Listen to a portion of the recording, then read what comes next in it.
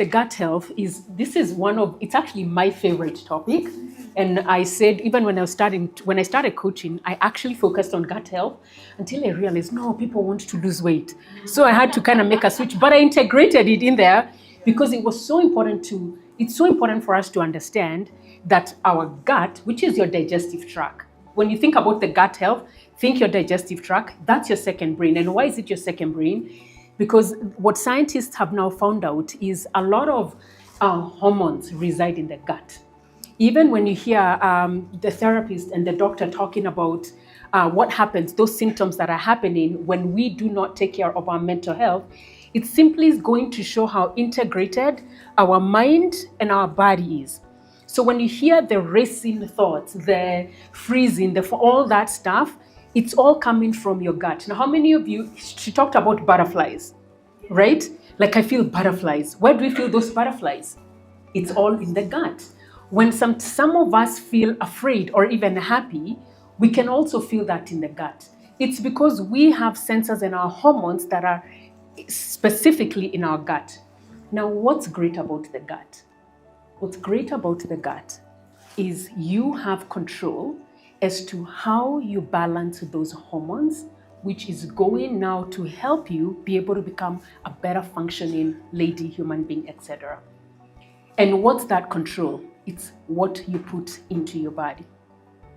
That is the reason why when you notice or when you see that a lot of people eat sugary foods, processed foods, they're going to notice the headaches. They're going to notice the skin breaking out. You're going to notice the lethargy. Because what's happening, there's a communication that has happened from what you have put in your mouth, what has gone into your gut, and now the symptoms that we end up seeing it manifests physically. And so when we're struggling with even headaches, PCOS, all that stuff, there's a direct correlation with what we are eating. Our food will absolutely control your mood. Food and mood, there's a direct correlation. Now, what I'd encourage you to do is to begin to investigate from morning to evening how your body responds after you eat. And I'll give you a couple of things that I want you to begin to look at. So first, notice your energy levels. Whenever you eat any food, investigate and notice, how is my energy level? Do I feel alive or do I feel down? Lunch hour especially, because most of my corporate daddies that I coach, they always come and say, Yani, after lunch, all I do in the afternoon, sorry, Gina, most of us are sleeping. And why does that happen? It's because of what we have eaten. And so when we eat, for instance, higher starchy or carbohydrate foods, what happens is we then elicit a hormone in your body known as insulin. So what insulin does, and it's known as a fat storage hormone. So insulin gets released, it goes up, and for a minute you feel fantastic. Oh, I feel great energy. Then after some time, your energy dips. Because now what has happened, you've given your body food, the insulin has gone up, but then it has dropped. When it drops, that's when we feel moody, we feel sleepy, we feel tired. Some people can feel like crying. Like there's all these different ways. Then in that moment, because you're not comfortable inside your body, you're like, I need something to help me pick me up. So we go back again, and then now your brain suggests, we know what gives us a quick fix. That's your brain talking. So I don't want you to guilt trip yourself and say, oh my God, this is all I eat. No, this is your body is it's an intelligent being. It's intelligent. So all these communications, the key is to come back into yourself, to align with yourself and to understand yourself and understand your body. So what happens is it then says, let's get more energy. So we then are like, okay, what gives me quick energy? And it's usually mandazi, cake, cookies, breads. Think of all those starchy foods. They do give us energy. Then what happens again? Your hormone insulin goes up. You're like, whew. Or even coffee, right? How many do coffee in the afternoon? Yeah, pick me up. Yes, Dr. Sula, I see you, girl. Okay. So we then feel good, and then again it drops. Now I want you to notice what's happening. That up and down, up and down, up and down, day in, day out. Over time, what happens is you begin to notice specifically that midsection. You begin to notice you're storing more fat. That's known as your visceral fat. But visceral fat just doesn't come from insulin. From that insulin. But I also want to show you gut health. They talk, both doctor and therapist Monday talked about sleep and or lack of sleep. So let me give you my story. So in 2020, that's when I noticed I wasn't sleeping. But in the back of my mind, I was like, well, it's because of COVID and what's happening. But, and we know, Adele, when you talked about it and said, if you put a bed here, you could sleep, that used to be me. So when this happened, where I'm truly not sleeping, and it became extended, like it went from 2020, okay, COVID came and finished, 21, I was like, this does not make sense. Like I'm not proper insomnia. You feel sleepy, like hakuna usingizi. And then you're waking up, you're wired, you're tired, but you have no sleep. Then what I noticed, now, FYI, I was doing all the right things. I was working out, I was eating well. Then I began to notice something happening. My midsection, I started noticing it's getting bigger. My clothes are getting tighter. I literally went back because I put my food journal. I went back, I looked at it and I was like, what in the world is going on? I am working out. I am eating well. I am drinking my water. Like it's not making sense. So I went and I saw a doctor who deals with someone told me, go see, it's actually my friend's husband, and she's like, go see this guy. So I went and I saw him. And then the first question he asked me, how old are you? That time I was 46. So I said, I'm 46. The next question he asked me was, how is your sleep? And as soon as he asked me that, it clicked. Yeah. Everything made sense. It was because I wasn't sleeping, but he also said something, and I want you guys to know, when you enter perimenopause, you can enter as early as 35 years old. 35. That's normal. So he said, I'm entering perimenopause. I did all the tests. Now, talking about gut health, one of the things that we saw, my cortisol was high, that's found in your gut, which affects your insulin, which made sense as to why. Notice what I told you earlier about the insulin? It's your fat storage hormone. But it also, if it's out of balance, it gets affected when we do not sleep.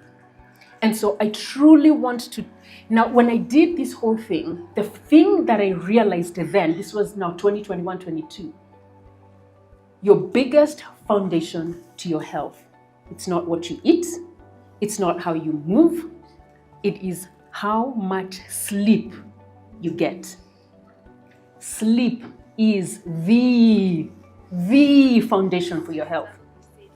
Say it louder, she said. Huh? Say it louder. Say it louder. Truly, it is sleep.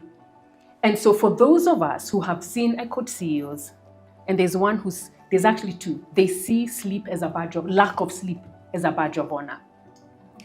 If any of you has picked up that mindset that it is a badge of honor to not sleep, I promise you, you're cutting your life short. There's a CEO who was in India. He was a young guy. He was 44 years old, ate well, exercised well, did everything right. And this day he was in the gym running. He dropped dead and he collapsed. And when they looked at everything, he was healthy. His lab work was healthy.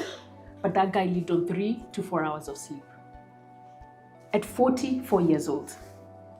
So if you could get anything from me today, truly sleep. Sleep. That's one. The second thing, your food, your gut health. When you think about what you're putting in your body, truly consider eating more wholesome foods. And we are so blessed, you guys. We are so blessed in a country that has beautiful weather 24/7. We have beautiful soil, land. We grew up with foods. We had a mango tree in our house. I used to climb. I was a tomboy, okay? I used to climb that tree. We used to compete eating mangoes with my sister. But I want you to think about the foods that our grandparents ate, because what has happened over the years, can you guys hear me? Okay, what has happened over the years is we've adopted this Western lifestyle of eating foods from the West. And a lot of these foods, unfortunately for most of us, two things. One, when they're not accustomed to who we are, even our genetic makeup, that's one. Secondly, most of them are palatable. They have been made very specifically to change and alter not just our taste buds, alter our gut because of what they put in these foods. They've hired scientists to figure out the right ratio of sugar, salt, and fat. Why? Because our brain is powerful, and when we get addicted to these foods, guess what we do? We just keep going back, going back, going back. Then what happens over time? This now begins to affect our gut. It affects our hormones. And what we see is we're seeing the belly fat, but what we're not realizing is, this is actually deeper because it's truly affecting and then we talk about habits, right? What you are going to be doing, you're going to pass that down to your kids, right? So when you're thinking about your health, I truly want you to think about, why should you eat wholesome foods? Why should you eat the way your grandparents ate? Why should we eat that way? Because our grandparents, there's wisdom there. A lot of wisdom from our grandparents. And a lot of them, if you look back, most of them did not have lifestyle diseases. Lifestyle diseases is something that's new over the last 100 years. It's new. Essentially, these diseases, we are bringing them on ourselves as a result of our lifestyle. But you have the power. And what's the power? If it's caused by lifestyle, so what's going to reduce that?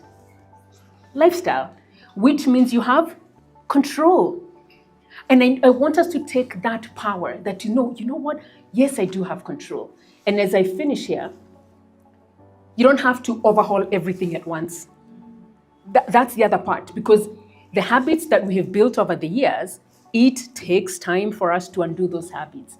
And so what I'd encourage us to do is to focus on small, manageable steps every day. So quick example. Let's assume when you wake up, you start with a juice. Juice is very high, has a lot of sugar. Yes, even freshly squeezed juices, extremely high in sugars, they're going to raise your insulin. So instead of a juice, you can say, okay, 7 days a week, I wake up and I drink orange juice or mango juice or passion juice, whatever it is. How about 3 of those days for the next month? I'm going to start my day by reducing the juice and swapping that with water. Just a month. What you're doing is she talked about the brain. It's not threatening, because any new habits for your brain, it's threatening. And that is why whenever a lot of people do diets and they overhaul their life at once, it's like, whoa, this is too much. The brain cannot handle that. So we go at it in a smart way, in a sustainable way, and it's the small steps. You guys, I promise you, it's the small steps. Because no matter how much medication you're going to take to lose weight, no matter how many pills you're going to take, can I tell you what? Even those who do those things, they still must do the lifestyle. You still must do the things we teach. So start that by first saying, why do you want to do this? And truly those small steps, you will see that difference long term. So take care of that, guys.